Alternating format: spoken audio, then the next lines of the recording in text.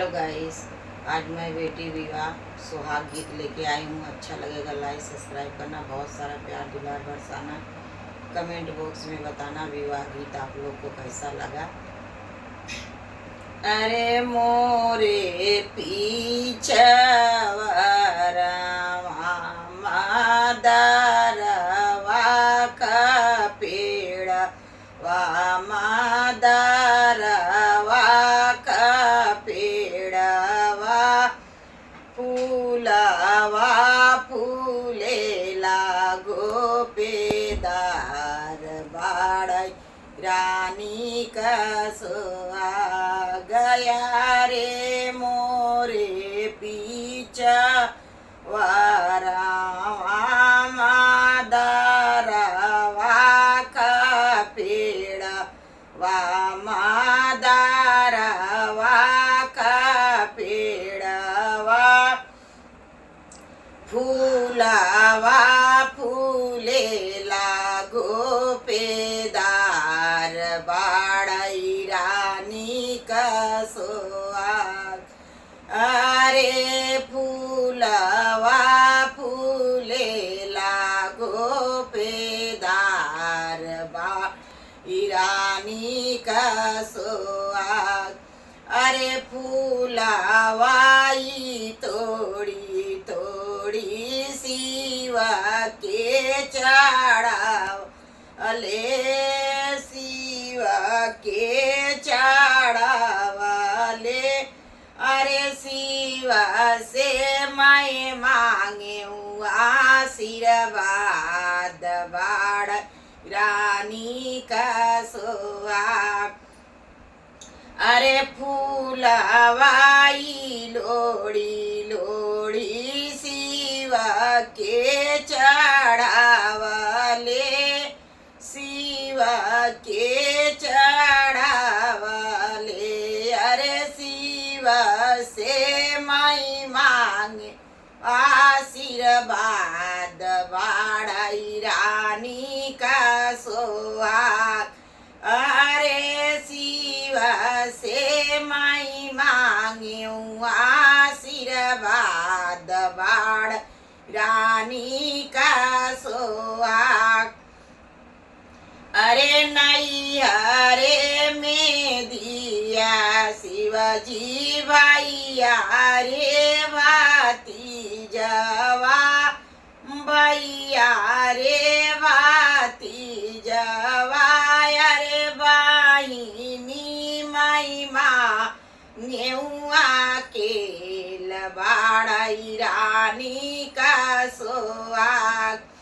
अरे बहिनी त मांगे मैया के लबाड़ई रानी का सोहाग। गया रे मोरे पीछा वारा मादरवा का पेड़ा वा मादरवा का पेड़वा फूलवा फूले लागो पेदार बाड़ई रानी का सोहाग। अरे फूलवा फूले लागो पेदार बाड़ रानी का सोहाग। अरे फूलवाई तोड़ी तोड़ी शिवा के चढ़ावा ले हो शिवा के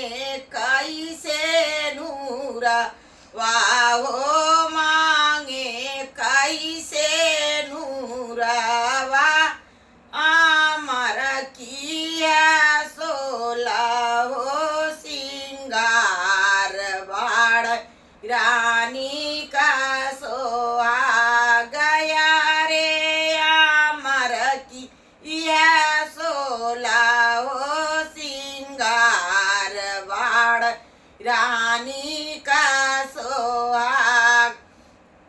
अरे मोरे पीछा वारवा मादारवा का पेड़वा मादारवा का पेड़वा अरे फूलावा फूले लागो पेदार बाड़ रानी का सोहा गया रे फूला वा फूले लागो पेदार बाड़ रानी